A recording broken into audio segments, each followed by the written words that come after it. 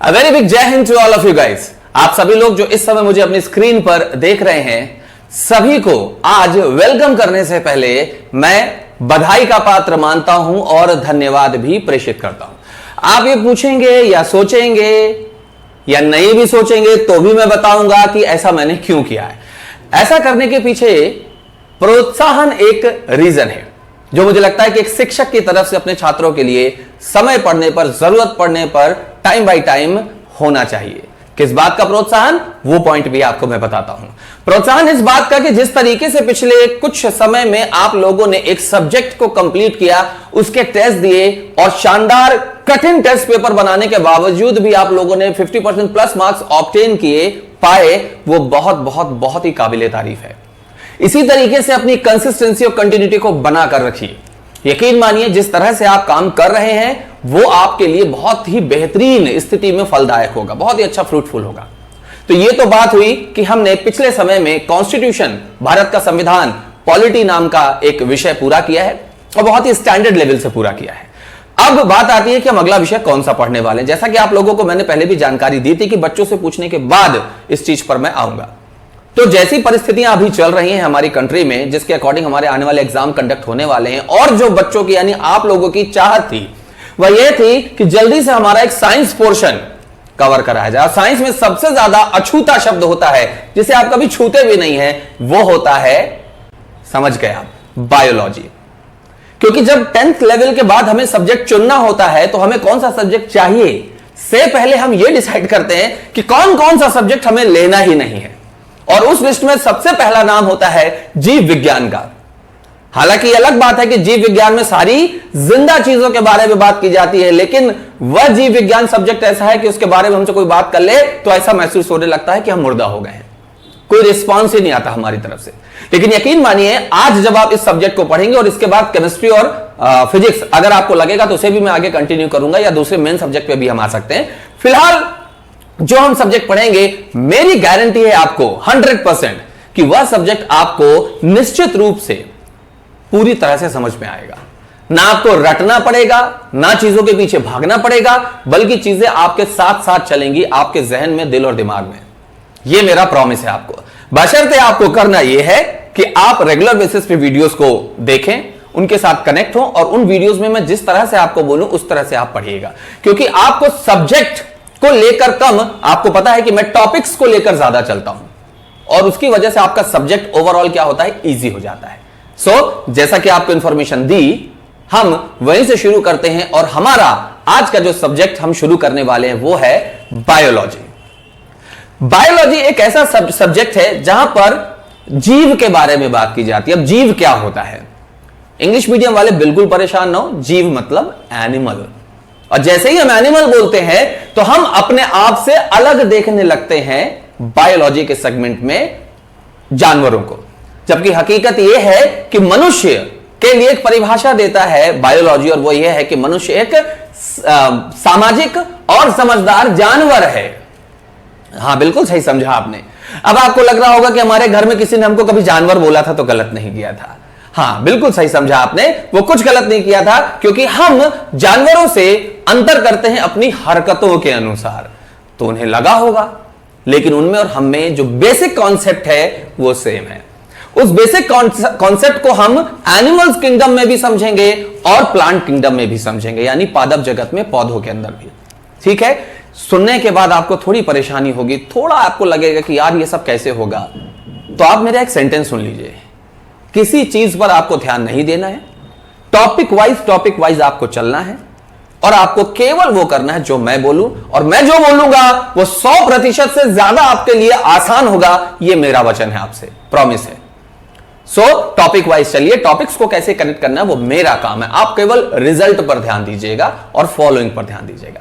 सो guys, without waste any time, जितना मुझे बताना था मैंने बता दिया। हम आज का सब्जेक्ट अपना शुरू करते हैं, और मैंने बताया that's a subject known as the biology. Now biology को हम दो पार्ट में डिवाइड करके पढ़ेंगे तो ज्यादा बेहतर होगा। कैसे दो पार्ट? Bio plus logy. आपको स्क्रीन पर दिख रहा है बायो प्लस लॉजी। बायो का मतलब होता है किसी भी जीव का जीवन, यानी लिविंग सब्सटेंस, और लॉजी का मतलब होता है, लोगोस वर्ड से आया, लैटिन वर्ड होता है लोगोस, उससे आया लॉजी। लॉजी मतलब लॉजिक। और लॉजिक बिना पढ़े लिखे तो कोई बनाता नहीं, इसका मतलब स्टडी है। तो अगर हम बायो जीव का जीवन और लॉजी को जोड़े स्टडी, तो यह बन गया एक जीव के जीवन का स्टडी, यानी एक जीव के जीवन का अध्ययन। देखिए पहला ही वर्ड आपके लिए थोड़ा कठिन था, जैसे ही मैंने आपको बताया तो वो आपके लिए इजी हो गया। इसका एग्जांपल मैं आपको देता हूं, एक और वर्ड बनता है, सिंपल एग्जांपल, एक्सोबायोलॉजी। अब एक्सो वर्ड, बायोलॉजी में एक्सो जोड़ दिया अपन ने। भाई जीव का जीवन कहां चलता, पृथ्वी के अलावा तो कहीं जीवन है नहीं, और एक्सो का मतलब होता है एग्जिट, यानी बाहर। तो आप पृथ्वी से बाहर जाएंगे तो आपको एक और जगह मिलेगी जहां पर जीवन है नहीं, तो एग्जिट करके दूसरे ग्रहों में जाकर जीवन की खोज करना एक्सोबायोलॉजी नाम का एक सब्जेक्ट है। यह मैंने एग्जांपल इसलिए दिया ताकि आपको लगे कि हर वर्ड का मीनिंग, और एक बार आपसे बन गया तो वो हमेशा चीजें आपसे बनेंगी। चलिए तो हम अपने टॉपिक पे आगे कंटिन्यू करते हैं, बायोलॉजी पे। ओके, अब ये बायोलॉजी जो वर्ड है ये जीव के जीवन के बारे में बात करता है, मतलब आप और हम यदि जीवित हैं तो मेन सब्सटेंस तो वही है। ओके, तो जीव का जीवन काहे से चलता है, सेल से। किससे, सेल से। वो बैटरी वाला सेल नहीं, ना ही बेचने वाला सेल नहीं, दिस इज सेल। सेल जिसे हिंदी में आप जानते हैं किस नाम से, कोशिका। अब देखिए कोशिका को लेकर बहुत ज्यादा डिफरेंसेस आ जाते हैं, कभी कभी हम कंफ्यूज हो जाते हैं, खास तौर पे हमारे इंग्लिश मीडियम के छात्र। कभी कभी कोई बोलता है केशिका, तो हमने कभी सुना होता है कोशिका, जैसे आज आप सुन रहे हो तो आपको लगता है सेम है क्या, नहीं सेम नहीं है। हिंदी मीडियम के छात्र भी गलती कर जाते हैं शुरू में। कोशिका और केशिका दो अलग वर्ड है। केशिका का मतलब होता है बहुत ही बारीक पतली महीन नलिका जिसके अंदर से रास्ता हो, किसी बड़ी नलिका का एक सब डिवीजन, तो वो कहलाती है केशिका, पतली बारीक वहनियां। ओके, लेकिन एक वर्ड है कोशा, that is the exact synonym, one of the synonym of कोशिका। तो कभी कोशा बोला जाए तो आपको कंफ्यूज नहीं होना, बात कोशिका की ही हो रही है, लेकिन केशिका बोला जाए तो आपको कंफ्यूज नहीं होना है, ये किसी और दूसरी पतली नली की बात हो रही है, कोशिका यानी सेल की बात नहीं हो रही है। ओके, सो ये चीज जो मैंने आपको बताई, जो थोड़ा आपका माइंड हॉच पॉच हो रहा होगा, अब उस हॉच पॉच को खत्म करते हैं और आज मैं आपको बोर्ड के माध्यम से चीजों को बताने की कोशिश करूंगा। चलिए तो हम अपने बोर्ड में चीजों को देखते हैं। आप इधर देखिए, यहां लिखा हुआ है बायोलॉजी, यही वर्ड मैंने आपको अभी बताया था, समझने की कोशिश करिएगा। दो शब्दों से मिलकर बना है बायो और लॉजी। तो बायो का मतलब होता है जीव का जीवन, ठीक, और लॉजी का मतलब होता है अध्ययन। देखिए हम आगे अपनी स्टडी को लेके जाएंगे, तो बायोलॉजी का मतलब होगा जीव के जीवन का अध्ययन, राइट। अब मुझे एक बात बताइए कि किसी भी जीव के जीवन का मेन जो सब्सटेंस होता है वो क्या होता है, कोशिका। आपने भी पढ़ा है ना, शरीर की सबसे छोटी क्रियात्मक इकाई, यानी कि the smallest working unit of a body, शरीर की सबसे छोटी क्रियात्मक इकाई वो क्या होती है, कोशिका। और आपने एक चीज और पढ़ी हुई है, कोशिकाओं से मिलकर, सेल से मिलकर टिश्यूज बनते हैं, ऊतक, और सभी ऊतकों से मिलकर एक ऑर्गन बनता है। ऊतक यानी टिश्यूज से मिलकर एक ऑर्गन यानी कि अंग, और अंगों से मिलकर एक शरीर बनता है, यानी बेसिक यूनिट क्या हुई, कोशिका। तो यही कोशिका के बारे में ही हमारा सारा काम होने वाला है, इसी को हमको समझना है। अब इसको हम कैसे समझेंगे, मेरी बात को आप समझिएगा। सबसे पहले कोशिका के बारे में हम यह जानेंगे कि कोशिका सिद्धांत क्या होता है। क्या चीज, कोशिका सिद्धांत, सेल थ्योरी, ये वर्ड्स को सुनते चलिएगा। फिर हम कोशिका के बारे में जानेंगे एक ऑर्गेनिज्म के रूप में, एक अवयव के रूप में, कि कोशिका से संबंधित यहां पर किन किन लोगों के नाम है जो हमारे एग्जाम में आते हैं। फिर हम यह जानेंगे कि कोशिका के टाइप क्या हो सकते हैं। टाइप मतलब कोशिका को अगर हम उसकी फाइंडिंग, उसकी उपलब्धता के आधार पर देखें तो वो एनिमल टाइप भी होती है और प्लांट टाइप भी होती है, यानी अपने जंतुओं में मिलती है और पौधों में भी। तो पौधों की कोशिका अलग होगी, जंतुओं की कोशिका अलग होगी, वो दो टाइप भी हम पढ़ेंगे। फिर कोशिका को हम ऐसा समझेंगे कि कोशिका के अपने नेचर की वजह से, इंटरनल स्ट्रक्चर की वजह से दो टाइप होते हैं, एक होता है यूकैरियोटिक और प्रोकैरियोटिक। इन्हें शॉर्ट में यूकैरियोट और प्रोकैरियोट बोलते हैं। बिल्कुल मत घबराइए, यकीन मानिए, बिल्कुल भी मत घबराइए, बहुत ज्यादा आसान है ये। पहली बार जब हम सुन रहे हैं तो हमें कठिन लगता है। थोड़ी देर में, ये वीडियो एंड होते तक में आपसे सब कुछ बनेगा, ये मेरा वादा आपसे, बस आप इसे गौर से सुनिए। मैं फिर से रिपीट करता हूं, हमने बायोलॉजी वर्ड को शुरू किया जिसका मतलब होता है किसी भी जीव के जीवन का अध्ययन करना। जीव का जीवन जो सबसे मेन होता है वो होती है कोशिका से, कोशिका से शुरू होता है। और कोशिका का हम पहले कोशिका सिद्धांत पढ़ेंगे जिसके वर्णन के बारे में जानकारी लेंगे, और फिर कोशिका अवयव के रूप में उससे संबंधित लोग कौन है उनके बारे में जानकारी लेंगे। कोशिका अपनी फाइंडिंग के आधार पर दो प्रकार का होता है, प्लांट्स में अलग होता है, एनिमल्स में अलग होता है, और कोशिका अपने इंटरनल स्ट्रक्चर के आधार पर भी अलग होता है, एक यूकैरियोट होता है और एक प्रोकैरियोट होता है। यह वो जनरल डिटेल है जो आपको जानने योग्य था। उम्मीद करता हूं कि आपको समझ में आ गया होगा। आप चाहें तो वीडियो को यहां पर पॉज करिए और इसे नोट कर लीजिए। तो आपने अभी क्या किया होगा, इसको नोट कर लिया होगा। नहीं किया है तो मैं फिर से बोलूंगा कि अभी भी टाइम है, पॉज करिए और उसे नोट करिए, गौर से एक बार सारे वर्ड्स को पढ़ लीजिए। ओके, चलिए अब हम चलते हैं इसके अंदर की तरफ। अब अंदर की तरफ का मतलब क्या है मैं आपको बताता हूं, इसके बारे में समझिएगा। सबसे पहले हम जो क्वेश्चन पढ़ेंगे वो पढ़ेंगे कि कैसे हमारे साथ क्वेश्चन अराइज होते हैं। रीजन ये है कि हमको डॉक्टर नहीं बनना है, राइट? हमको डॉक्टर नहीं बनना है, हमें एग्जाम निकालना है। तो हमेशा की तरह मेरा वो कोड, ज्ञानी बनने के लिए नहीं पढ़िए, एग्जाम निकालने के लिए पढ़िए। लेकिन हमको जो पढ़ना है वो इतनी तारतम्यता से, इतनी लयात्मकता से, इतनी फाइन ट्यूनिंग के साथ पढ़ना है कि हमें लगे कि सेम चीज है, हमने बस उसको थोड़ा छोटा कर दिया है, लेकिन कंटिन्यूटी वही। और उसी तरह से मैं आपको पढ़ाने वाला हूं, तो गौर से मेरी बात को सुनिएगा, ठीक है? चलिए हम शुरू करते हैं अपने फैक्ट्स के बारे में। कहां से? बायोलॉजी से, ठीक है? बायोलॉजी के खोजने वाले व्यक्ति का नाम। तो बायोलॉजी की खोज करी थी किसने? अरस्तु नाम के एक महान दार्शनिक ने, जिनका नाम भारत में अरस्तु है लेकिन ऑल ओवर द वर्ल्ड उन्हें एरिस्टोटल कहा जाता है। क्या नाम है? एरिस्टोटल। अरस्तु ने बायोलॉजी की खोज की, लेकिन उन्हें बायोलॉजी का नाम नहीं दिया है। मतलब जैसे कि मैंने आपको बताया कि वो जगह बहुत अच्छी है, देखो वो जो तुमको दिख रही है वो बहुत अच्छी जगह है, वहां जाओ घूमने। आप वहां घूमने गए, वहां जाकर सारी चीजों को देखा समझा और आपको वहां फूल बहुत सारे मिले जो आपको अच्छे लगे, तो आपने कहा अरे ये तो गार्डन है, इसे तो गार्डन कहना चाहिए। तो जगह मैंने बताई है लेकिन नाम आपने दिया है। तो बायोलॉजी विषय के बारे में बताया था अरस्तु ने, लेकिन नाम किसने दिया था? जिसने उस नाम को मार्क किया वो लैमार्क था। फिर बायोलॉजी के दो डिवीजन बनते हैं, मैंने लिखे नहीं है लेकिन आपको ध्यान रखने, और आप पहले से भी जानते हैं। एक है जूलॉजी और एक होता है जिसमें पौधों के बारे में बताया जाता है, और वो क्या कहलाता है? बॉटनी। तो याद रखिए, पौधों को बॉटनी, बॉटल में लगाते हैं तो बॉटनी। लेकिन जिन पौधों को आप बॉटल में लगाओगे वो तो वहीं खड़े रहेंगे, खड़े खड़े फ्रस्ट्रेट हो जाएंगे। क्या हो जाएंगे? फ्रस्ट्रेट हो जाएंगे। तो थियोफ्रस्ट नाम के व्यक्ति थे जिन्होंने बॉटनी, जिन्हें बॉटनी का जनक कहा जाता, फादर ऑफ बॉटनी कहते हैं, पादप शास्त्र।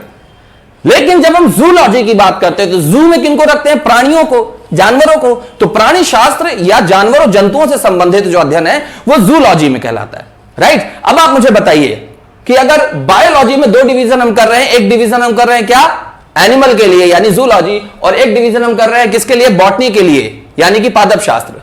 तो अगर अरस्तु को इन दोनों में से किसी एक में आपको रखना होगा तो किससे में रखेंगे? अरस्तु एक एनिमल के अंदर आएगा। मैंने बताया था आपको कि इंसान भी एक प्रकार का जानवर है, लेकिन एक समझदार जानवर है, और अब तो मैं ऐड करूंगा थोड़ा चालाक जानवर भी है। समझ में आ गई बात आपको? तो अच्छे से समझिएगा कि अगर बायोलॉजी के जनक अरस्तु एनिमल किंगडम के अंदर आते हैं तो एनिमल किंगडम से अध्ययन करने वाला जूलॉजी का फादर भी कौन कहलाएगा? अरस्तु। और बॉटनी के फादर कौन कहला रहे हैं? थियोफ्रस्ट। इतनी बात समझ में आ गई? ठीक है, चलिए अब आगे चलते हैं। बायोलॉजी में मैंने जो बेसिक यूनिट बताया वो बताया किसको? कोशिका को। तो आप देखिएगा यहां पर आपको कुछ नाम दिख रहे हैं। सबसे पहले नाम दिख रहा है ल्यूवेनहॉक। क्या? ल्यूवेनहॉक। गौर से सुनना नाम बस।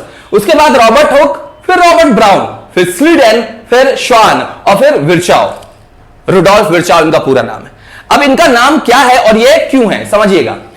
पहली बार कोशिका के बारे में बताया, देखिए कहानी, पहली बार कोशिका के बारे में बताया कौन? ल्यूवेनहॉक। ठीक, फिर उसे कोशिका नाम दिया। क्या दिया? नाम दिया। किसने? रॉबर्ट हुक ने। तो चूंकि नाम दिया है तो बेसिकली कोशिका का जनक रॉबर्ट हुक को कहा जाता है। कब? 1665 में, 1665 में। ठीक है, उसके बाद कोशिका के अंदर एक केंद्रक होता है, न्यूक्लियस, जिससे वो कोशिका चलती है। वो न्यूक्लियस ना हो तो जीवन खत्म है, कोशिका है ही नहीं। तो वो ब्राउन कलर का होता है, तो उसको बताने वाले कौन है? Robert brown. उसके बाद आगे जब आप चलते हो तो कोशिका से संबंधित एक कोशिका सिद्धांत आया। क्या है कोशिका सिद्धांत? अभी हम बताएंगे, आप गौर से सुनते चलिए बस बात को। कोशिका से संबंधित कोशिका सिद्धांत। भाई कोशिका सिद्धांत क्या बताएगा कि कैसे कोशिका काम करती है, राइट? पहले ही दिन से कोई आदमी सब कुछ नहीं बता देगा। तो पहली बार कोशिका सिद्धांत के बारे में दो लोगों ने बताया, एक स्लीडन और एक श्वान। बात समझ में आ गई? स्लीडन और श्वान। ठीक, एक ने पौधे में बताया, एक ने जंतु में बताया, एनिमल में। यार देखो, कोई चीज का डाउट है तो ऐसा तो है नहीं कि किसी एनिमल को पकड़ के चीर फाड़ देंगे अपन, काट पीट डालेंगे, इंसान को पकड़ लेंगे, अगर वो चीज गलत निकल गई तो मर्डरर बन जाएंगे। तो एक काम करो, सेफ साइड खेलो, पौधों में जाके देखो, पौधों में मिल जाए तो फिर किसी एनिमल में देख लेना। Isn't it safe? वही किया उन्होंने कि सबसे पहले स्वीडन ने क्या किया, पौधे में खोजा। देखिए कब, 1838, कोशिका के बारे में कि कैसे काम करती है, उसी चीज को फॉलो किया और 1839 में श्वान नाम के व्यक्ति ने क्या किया, प्राणियों में देखा। अब देखिए दोनों में से कौन सा पौधों को देखने वाला है और कौन था जिसने प्राणियों में किया, एनिमल्स में। तो बड़ा आसान है, एक को रिलेट कर लो तो दूसरा इजी। भाई देखो श्वान जो वर्ड होता है ना, संस्कृत में डॉग को कहते हैं, कुत्ते को। तो प्राणियों को खोजने वाले कौन, श्वान। याद हो गया अपन को, ठीक है। तो बचा हुआ स्वीडन, वो आ जाएगा पौधों के लिए। कहने का मतलब स्वीडन स्वान ने क्या दिया था, कोशिका सिद्धांत, लेकिन वह कोशिका सिद्धांत यह बताने में सफल नहीं हो पाया कि कोशिकाएं आगे कैसे काम करती हैं। वो केवल यह बता पाए कि हमारा बेस यूनिट क्या होता है, कोशिका। तो बेसिकली जो कोशिका सिद्धांत है वो किसने दिया, स्वीडन एंड श्वान ने। फिर उनकी उस बात को पकड़कर आगे काम किया विर्चाव ने। देखिए वर्णन में किसका नाम लिख रहा है, विर्चाव का, 1855 में। तो विर्चाव नाम के, रुडॉल्फ विर्चाव नाम के एक वैज्ञानिक थे जिन्होंने यह बताया कि कोशिका सिद्धांत कैसे काम करता है। तो कोशिका सिद्धांत में 3 चीजें आती हैं। पहली बात यह आती है कि जीवन की जो मूल इकाई है, बेसिक यूनिट है जीव की, वो कोशिका है। फिर दूसरी चीज उन्होंने यह बताई कि एक कोशिका दूसरी कोशिका को जन्म देती है। और तीसरी चीज उन्होंने यह बताई कि कोशिकाओं से मिलकर ऊतक बनते हैं यानी टिश्यू, और टिश्यू यानी ऊतकों से मिलकर क्या बनता है, ऑर्गन यानी अंग, और उन्हीं ऑर्गन का एक सिस्टम, ऑर्गेनिक सिस्टम बनाता है, जैसे हमारी बॉडी या किसी और लिविंग ऑर्गेनिज्म की body. So this was about these simple facts related regarding biology in terms of cell. उम्मीद करता हूं कि आप इस चीज को अच्छे से समझ गए होंगे, ठीक है। समझिए, नहीं तो जब आएंगे तो फिर समझना पड़ेगा आपको, ठीक है। हाँ, ये तरीका है समझाने का, ओके। चलिए, फिर ये चीज आपने देख ली। अब इसके आगे हम चलते हैं और हम समझते हैं कि एनिमल और प्लांट किंगडम, यूकैरियोटिक प्रोकैरियोटिक के डिवीजन क्या है, ठीक है। चलिए, तो हम देखते हैं कि कोशिका अपनी फाइंडिंग के आधार पर 2 प्रकार की होती है, एक एनिमल और एक प्लांट। बनी बात है, एनिमल और प्लांट में अंतर है ना, क्योंकि उनका बेसिक यूनिट में डिफरेंस है। तो हमने देखा कि एनिमल और प्लांट किंगडम दोनों में अंतर होगा, कोशिका का भी दिखेगा आपको। लेकिन जब हम बात करते हैं कि कोशिका के अंदर का डिफरेंस कैसा है, उसके अंदर का इंटरनल स्ट्रक्चर कैसा है, तो उस आधार पर कोशिका यूकैरियोट और प्रोकैरियोट टाइप की होती है। मैं अभी ही आपको इसको बड़ा सिंपल तरीके से बताता हूं, आगे तो हम आपको अगले लेक्चर में बताएंगे, लेकिन अभी आप इसको बस सिंपल इतना समझ लीजिए कि जो चीज इन दोनों में से किसी एक में होगी, या ऐसा समझ लीजिए कि यूकैरियोट में होगी, वो चीज प्रोकैरियोट में नहीं होगी। यूकैरियोट में जो चीजें हैं वो प्रोकैरियोट में नहीं होगी। कहने का मतलब आप यूकैरियोट को पढ़ लीजिए, प्रोकैरियोट आपसे अपने आप बन जाएगा। Isn't it easy? चलिए, तो उम्मीद मैं ये कर रहा हूं कि फिलहाल पूरा स्ट्रक्चर आपने क्या किया, अच्छे से देख लिया है। अब आप इस स्क्रीन में कुछ नए और नाम देख रहे हैं। उन नए नामों को हमने कोशिका से ही निकाला है। हां, हमने कहां आपको बताया, हमने आपको यह बताया कि कोशिका एनिमल और प्लांट्स में अलग अलग प्रकार की होती है, ऑब्वियसली होगी, लेकिन कोशिका के इंटरनल स्ट्रक्चर के आधार पर वो यूकैरियोट या प्रोकैरियोट भी होती है, ठीक है। तो अब हम क्या करेंगे, इनको एक के बाद एक पढ़ेंगे। सबसे पहले हम पकड़ते हैं एनिमल और प्लांट किंगडम के डिफरेंशिएशन को, लेकिन उसको पिकअप करने के पहले हम ओवरऑल जान लें कि किसी भी लिविंग सेल में इंटरनली कौन कौन से ऑर्गन होते हैं, ठीक है, और वो ऑर्गन किस चीज के साथ में क्या करते हैं, सरवाइव करते हैं। अभी आप थोड़ी देर के लिए ये भूल जाइए कि आप बायोलॉजी सब्जेक्ट पढ़ रहे हैं। आप बस इतना समझिए कि हमको केवल और केवल एक कोशिका के बारे में जानकारी लेनी है। मेरी सलाह मानेंगे तो आपके लिए फायदेमंद होगी, और इस बात का मैं आपसे वादा करता हूं। तो आपको केवल क्या पढ़ना है, एक सेल पढ़ना है, ठीक है। हम बात कर रहे थे कि कैसे एक सेल सरवाइव करती है, क्योंकि जिंदा सेल, लिविंग सेल, ये हमारे लिए इंपॉर्टेंट है। तो जो चीजें बोर्ड में लिखी हैं उससे भी पहले एक इंपॉर्टेंट चीज होती है जो मुझे आपको बताना है। गौर से देखिएगा आप, यहां पर एक वर्ड होता है जिसे हम कहते हैं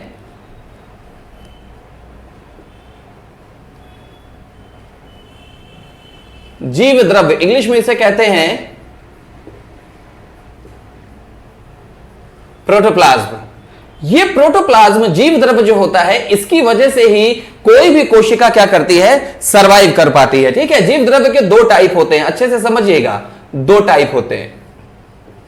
एक टाइप जो होता है उसको हम कहते हैं न्यूक्लियोप्लाज्म,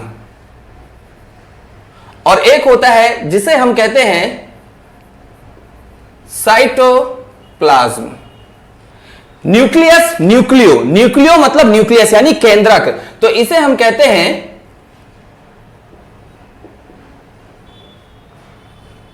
केंद्रक द्रव्य,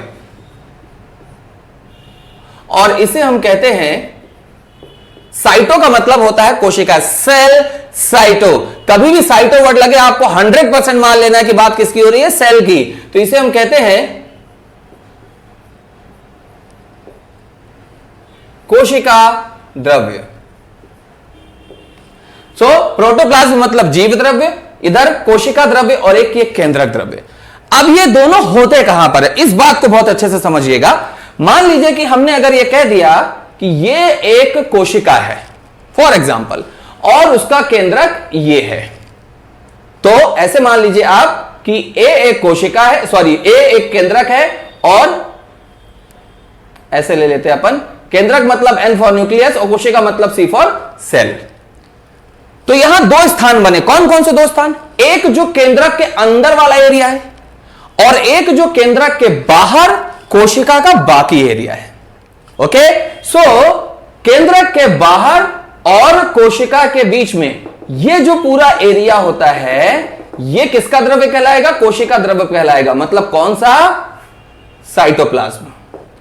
लेकिन केंद्रक के अंदर जो भरा हुआ होगा, अंदर जो भरा हुआ होगा वो केंद्रक के अंदर है, तो वो न्यूक्लियस के अंदर है, वो क्या कहलाएगा, न्यूक्लियोप्लाज्म, जिसे बहुत सारे लोग न्यूक्लियोप्लाज्म बोलते हैं, प्लाज्म नहीं होता, प्लाज्म होता है। ओके, सो आपको यह पता चल गया कि एक प्रोटोप्लाज्म है, ठीक है, जिसके अंदर जिसको न्यूक्लियोप्लाज्म और साइटोप्लाज्म का कॉम्बिनेशन कहा जाता है। न्यूक्लियोप्लाज्म न्यूक्लियस के अंदर होगा और साइटोप्लाज्म कोशिका का बाकी एरिया न्यूक्लियस के अलावा। यानी जो इंपॉर्टेंट चीज आ रही है वो कहां आ रही है, न्यूक्लियस और उसके अंदर का वो एरिया, वो कंटेंट। ये एक क्या बोलेंगे उसको, एक गाढ़ा अर्ध तरल सेमी लिक्विड कंटेंट होता है, जिसमें ये सारे के सारे जितने भी आप देख रहे हैं छोटे छोटे ऑर्गन्स एसेंशियली रहते ही रहते हैं, और ये ऑर्गन इसकी यानी कि इसकी और इनकी वजह से ही जिंदा रहते हैं, काम कर पाते हैं। ओके, तो अब यहां से हमारा टाइम आ गया इधर जाने का, तो इनके नामों को आप बस सुन लीजिए, समझ लीजिए, और आपको उसमें कुछ और नहीं करना है। कोशिका के अंदर कोशिका भित्ति यानी कि सेल वॉल मिलेगी, सेल वॉल। मैं अभी आपको ये नहीं बोल रहा हूं कि एनिमल किंगडम और प्लांट किंगडम की अलग अलग, नहीं, वो इसके बाद पढ़ेंगे।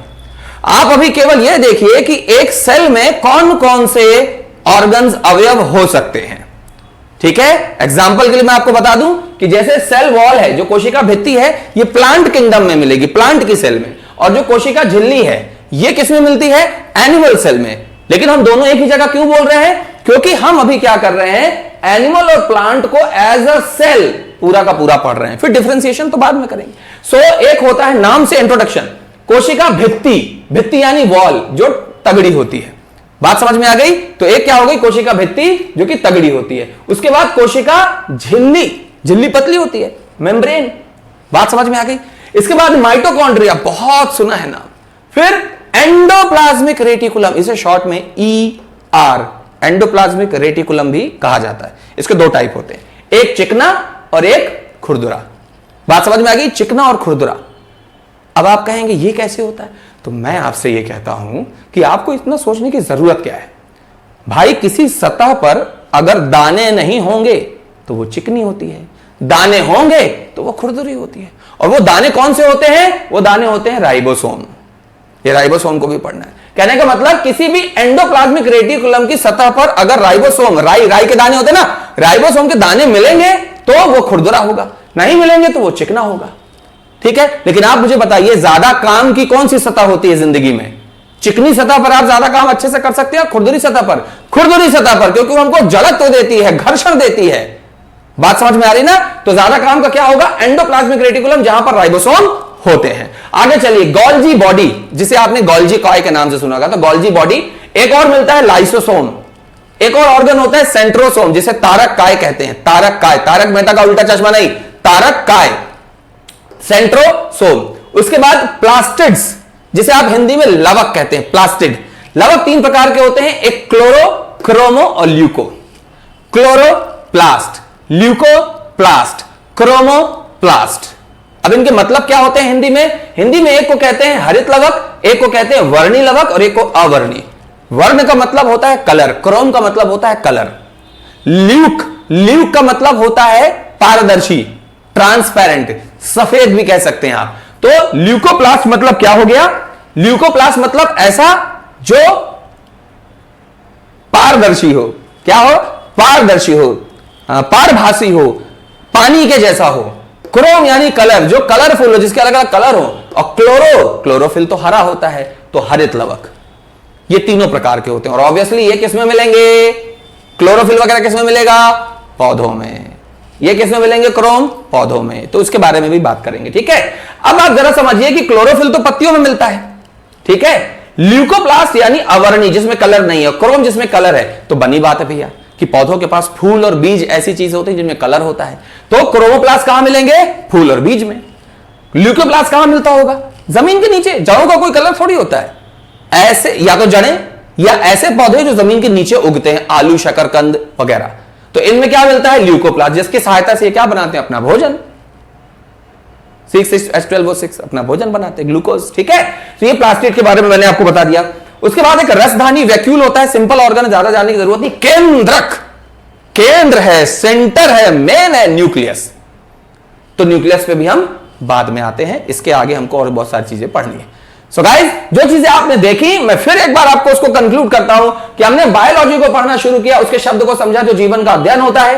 फिर उसको समझकर हमने जीव के जीवन के बारे में सबसे इंपॉर्टेंट कोशिका होती है। तो पहले तो हमने ये देखा कि कोशिका को किसने देखा, फिर उसके बारे में किसने बताकर उसे नाम दिया, फिर उसका केंद्रक किसने खोजा, फिर किसने कोशिका सिद्धांत दिया और कौन था जिसने उस कोशिका सिद्धांत का वर्णन किया।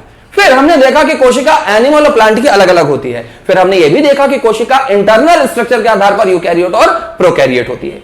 फिर जब हम एनिमल और प्लांट की तरफ पढ़ने जाएंगे तो कोशिका को हमने देखा कि इतने सारे स्ट्रक्चर मिलेंगे, लेकिन ये सारे स्ट्रक्चर कहां पर जीवित रहते हैं? वो रहते हैं जीव द्रव्य यानी प्रोटोप्लाज्म के अंदर, न्यूक्लियोप्लाज्म और साइटोप्लाज्म के अंदर। केंद्रक वाला द्रव्य और कोशिका द्रव्य, ये दोनों हमने आपको दिखा दिए। बात समझ में आ गई? इतनी ही चीजें आपको फिलहाल जाननी थी। इसका अगला जो सेगमेंट हम अभी आपको देने वाले हैं वो एक डायग्राम के थ्रू देंगे। तो नाउ अब टाइम है आप जो चीजें अभी तक पढ़ रहे हो उन्हें एक स्ट्रक्चर के रूप में देखने का। और सबसे पहले मैं उसे शुरू करूंगा उस पार्ट से जहां से आप उसे बेहतर समझ सको, और वो है एनिमल सेल, ठीक है। अभी हमने क्या किया? एक सेल के सारे नाम पढ़ लिए। अब हम एनिमल सेल को देखेंगे तो हमको यह समझ में आ जाएगा कि जो चीजें एनिमल सेल में हैं और जो हमने पहले पढ़ी थी, उनके बीच में जो भी बचेगा वो प्लांट सेल में होगा। और उसके बाद आपके लिए कुछ नहीं बचेगा, बस एक प्लांट सेल का स्ट्रक्चर देखना पड़ेगा, दैट्स इट, जो कि मुश्किल से 1 मिनट का काम है। गौर से मेरी बात को सुनिएगा, बिल्कुल भी अपने दिमाग में कोई और विचार नहीं लेके आना है। यहां ध्यान दीजिए, एक बेहतरीन एचडी स्ट्रक्चर आपको दिख रहा है जो एनिमल सेल का, राइट। अब उसमें जो भी चीजें आपको दिख रही है मैं उसे समझा देता हूं, आप उसको सुन चुके हैं। जैसा स्ट्रक्चर दिख रहा है वो वैसा ही होता है, तो उसे गौर से देखिएगा। सबसे पहले आप एक ओवल शेप्ड स्ट्रक्चर देख रहे हैं। उस ओवल शेप्ड स्ट्रक्चर के अंदर बहुत सारे ऑर्गन्स हैं। उसमें आप ऐसा करिए कि राइट और लेफ्ट को डिसाइड कर लीजिए।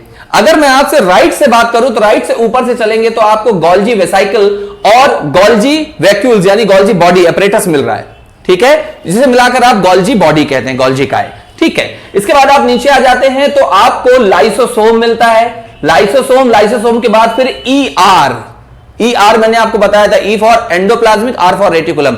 एंडोप्लाज्मिक रेटिकुलम मिलता है, लेकिन वहां पर लिखा हुआ है स्मूथ, चिकना, ठीक है। अभी सुनते चलिए बस, ठीक है। इसके बाद आपको सेल मेम्ब्रेन दिखती है, यानी इस पूरी की पूरी जो सेल है उसके चारों तरफ एक मेम्ब्रेन है। लाइसोसोम भी देख लिया हमने। फिर आप लेफ्ट की तरफ चले जाइए, नीचे की तरफ, तो वहां आपको माइटोकॉन्ड्रिया मिलता है जिसमें आरे स्ट्रक्चर बने हुए, सर्पिलाकार इंटरनल, वो है माइटोकॉन्ड्रिया। उसके ऊपर के जाइए, फिर से आपको ER दिखता है, एंडोप्लाज्मिक रेटिकुलम, लेकिन इसमें इस बार लिखा हुआ है क्या? बिल्कुल सही समझा आपने, रफ, खुरदुरा सतह वाला। और वो खुरदुरा किसकी वजह से है? आप देख रहे हो ऊपर लिखा हुआ राइबोसोम। तो मैंने बताया था राई के दाने जिस सतह से चिपके हुए तो वो खुरदुरी हो गई, तो खुरदुरी सतह वाला एंडोप्लाज्मिक रेटिकुलम, और जिसमें नहीं चिपका है तो आपने देखा वो चिकना वाला है, स्मूथ सरफेस वाला है एंडोप्लाज्मिक रेटिकुलम। अब बीच में चलिए, बीच में आप देखते हैं एक छोटा सा और एक गोल सा स्ट्रक्चर है जिसके अंदर एक छोटा सा पर्पल कलर का स्ट्रक्चर दिख रहा है आपको, और वो क्या है? न्यूक्लियोलस यानी केंद्रिका। बड़ा जो स्ट्रक्चर आपको, बड़ा इन द सेंस कि जो आपको गोल स्ट्रक्चर दिख रहा है वो है न्यूक्लियस, उसके अंदर एक और स्ट्रक्चर दिख रहा है वो है न्यूक्लियोलस। ठीक है, दोनों के बीच में जो भरा हुआ है, दोनों के बीच में जो डॉटेड स्ट्रक्चर भरा हुआ है वो क्या है? न्यूक्लियोप्लाज्म यानी केंद्रक द्रव्य। ओके, चलिए, और उसी स्ट्रक्चर के चारों तरफ एक केंद्रक झिल्ली है, न्यूक्लियर मेम्ब्रेन। राइट, ये पूरा एक स्ट्रक्चर है जो एक एनिमल सेल में होता है। अब इस स्ट्रक्चर को हम थोड़ा सा प्रैक्टिकल देखते हैं, जैसा कि हमारी आदत है पढ़ने की। अब आपको जो स्ट्रक्चर दिख रहा है वो एक ऐसा स्ट्रक्चर है जो हमने खुद ने बनाया है या जिसे हम बोर्ड में पढ़ सकते हैं। कैसे पढ़ सकते हैं जरा देखते हैं अपन। आप गौर से देखिएगा तो मैंने जो भी चीजें आपको बताई उनको एक्सप्लेन करने वाला हूं। सबसे पहले ये एक बड़ा स्ट्रक्चर है जो आउटर मेम्ब्रेन है किसकी? एक सेल की। उस आउटर मेम्ब्रेन के चारों तरफ जो मेम्ब्रेन उसे सेल मेम्ब्रेन कहते हैं। याद रखिएगा, सेल मेम्ब्रेन यानी कि कोशिका झिल्ली। भित्ति का मतलब होता है दीवार, भीतर दीवार। वो कहां होती है? प्लांट सेल में।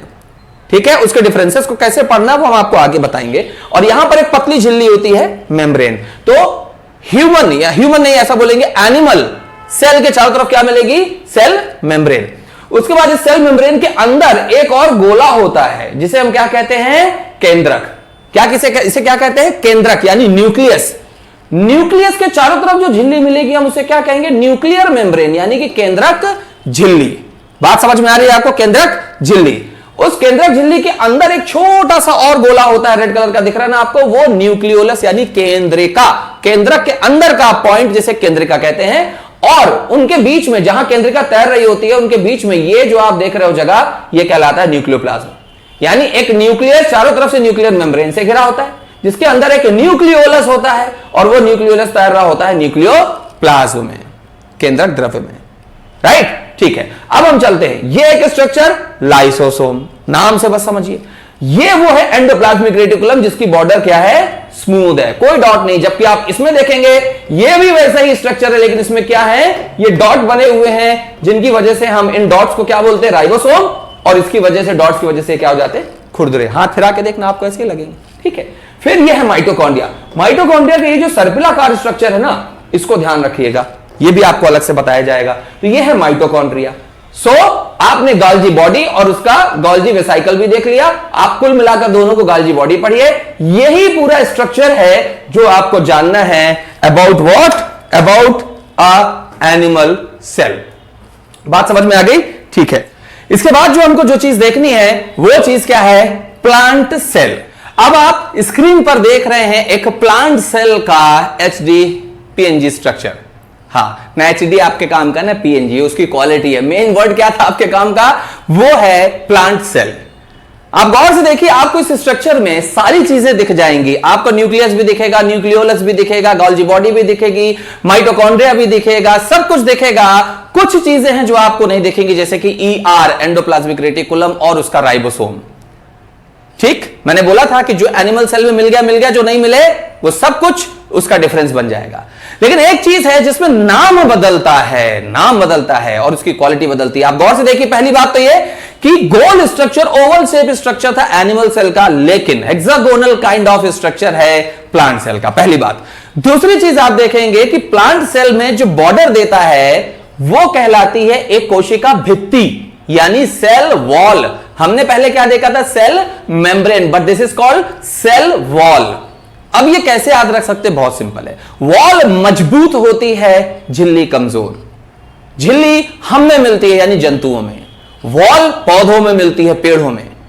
तो अब इसको कैसे समझेंगे कि एक मजबूत दीवार पेड़ों में मिल रही है? क्यों? क्योंकि उनके हाथ पैर नहीं है तो अपनी सुरक्षा नहीं कर सकते, तो ईश्वर ने उनको क्या किया? एक मजबूत दीवार दे दी जिससे वो अपने आप को बचा सकते हैं। हमारे हाथ पैर दिए, बुद्धि दी, शरीर दिया, चलना फिरना दिया, रिएक्शन दिया, तो हम अपनी सुरक्षा किसी चीज से, अगर कोई चीज हमारी तरफ आ रही तो अचानक उसको हम बचा सकते हैं। तो हमको मेम्ब्रेन दे दी। क्यों?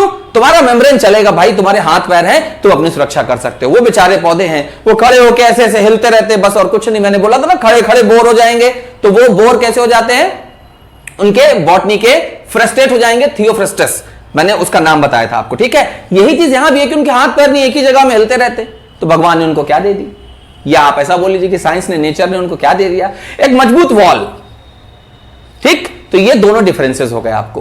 राइबोसोम और एंडोप्लाज्मिक रेटिकुलम क्यों नहीं है, ये आपको तब समझ में आएगा जब आप किसी भी गौर से सुनिएगा, किसी भी प्लांट में या किसी भी एनिमल में जो ऑर्गन्स मिलते हैं उनके पर्टिकुलर काम को समझेंगे, ठीक है।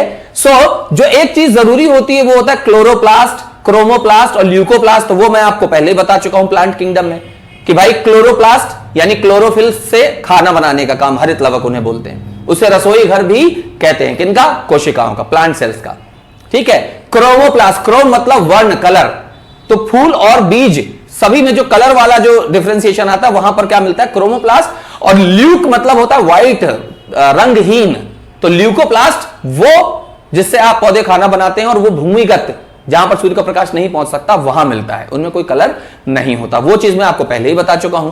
कोशिका भित्ति के बारे में आपको पहले ही मैंने बता दिया। तो कुल मिलाकर जो मेन सेगमेंट बचता है वो बचता है अब हमारा कि एक एनिमल सेल में, क्या, एक एनिमल सेल में जो भी ऑर्गन्स है उनके काम क्या है, उनकी खोज किसने की, plus eukaryotic and prokaryotic cell में डिफरेंस क्या है। फिर मैं कह रहा हूं मत डरिए, क्यों, अगर एनिमल सेल के सारे नाम, कौन कौन से नाम, बड़ा सिंपल है, माइटोकॉन्ड्रिया, एंडोप्लाज्मिक रेटिकुलम, राइबोसोम, इसके बाद लाइसोसोम, सेंट्रोसोम, न्यूक्लियस, ये सारे नाम अगर आपको याद हो गए, गॉल्जी बॉडी वगैरह, तो फिर आपको डरने की जरूरत नहीं। मैंने कहा था कि किसी एक में, यूकैरियोट और प्रोकैरियोट में से किसी एक में वो होगा और दूसरे में नहीं होगा, तो नाम आपको याद हो चुके हैं। सो गाइस, आज के वीडियो में जो हमने पढ़ा उसको तो मैं समराइज कर ही रहा हूं। आज के वीडियो में मैं यहीं पर रोक करूंगा, और इसके बाद अगले में हम एनिमल सेल में जो भी ऑर्गन्स हैं उनके नाम और उनसे संबंधित फैक्ट जो एग्जाम में आते हैं को हम पढ़ेंगे। यूकैरियोटिक प्रोकैरियोटिक सेल में डिफरेंसेस को हम आगे पढ़ेंगे। उम्मीद मैं करता हूं कि आज का वीडियो आपको समझ में आया होगा। एक सार तथ्य लेता हूं मैं।